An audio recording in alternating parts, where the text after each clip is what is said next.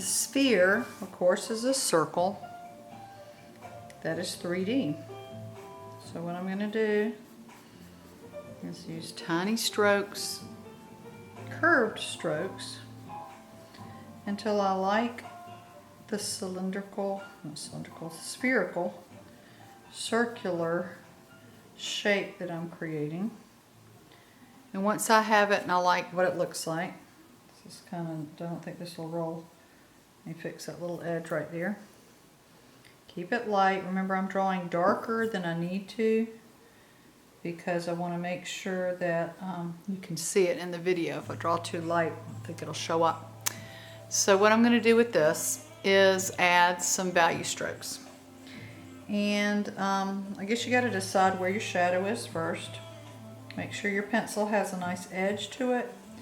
I wouldn't use a mechanical pencil because that has a perfect point, and you don't really want a point. I'm really try to get a straight flat edge on my pencil, and I do that by pushing the pencil down on the side to get a nice flat edge. And then I fade out. And each time I fade out, I'm using the tiny ant strokes again, just like I did all the rest of them. And I'm fading in that blended stroke, the blended value scale. I'm doing over and over and over just to get it smooth together. I'm doing it tiny so that I can weave it together slowly and fade out, lifting my pencil's pressure to get lighter towards the middle. Now once I want to get around to the side that has the highlight on it, I don't have to get as dark. Matter of fact, like, I don't even have to do anything to that other side of it, because what I can do to that is decide that I'm putting it on a table. I don't know if you can see that. Put it on a table and say, oh, well, this is the background. So I'm going to fade out with a dark stroke to make my sphere have a highlight. So I'm going to take my dark stroke just the same as I did my light stroke, but I'm starting darker. It's that darker value, and fade out away from my sphere.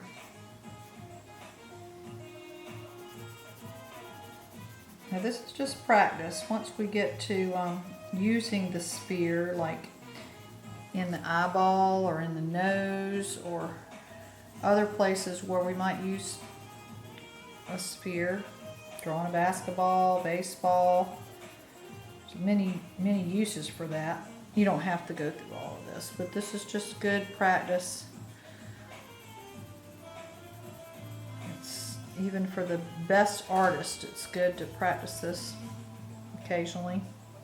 Make sure you don't lose what you got. Now I'm getting darker on this is the dark side, so I might not want to get as dark with my background to start out with.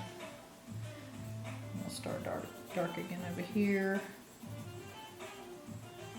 I'm getting kind of lines in my strokes, so it means my pencil is turning back into a point. So I need to just keep using pressure on that. I'm just kind of spreading that out a little bit.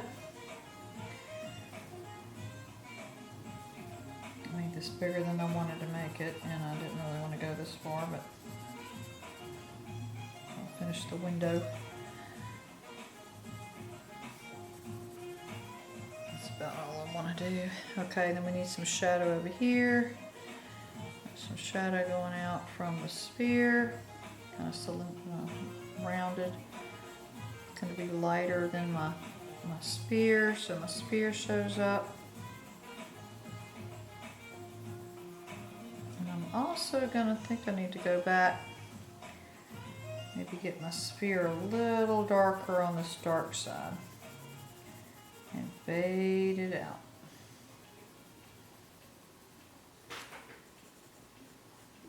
This is really good practice. I think you can't do anything but get better the more you practice it. And remember, the next thing you want to do, and the last thing you want to do not depend on this, is you could just smear it a little bit, but remember that's the last thing, and don't depend on the smear to make it work. Hopefully that shows up. I probably could have gotten it a little smoother back here. kind of faded out, and I should have kept it really dark. Maybe that looks a little bit better. Now when I'm using a camera, it's hard to tell what I'm, and I have a light set up here and I can't really tell what it looks like, but it looks like it might not be showing up for the camera as a dark background. You might only see my strokes. But anyway, that at least gives you a for instance. All right, so this is the sphere. There you go.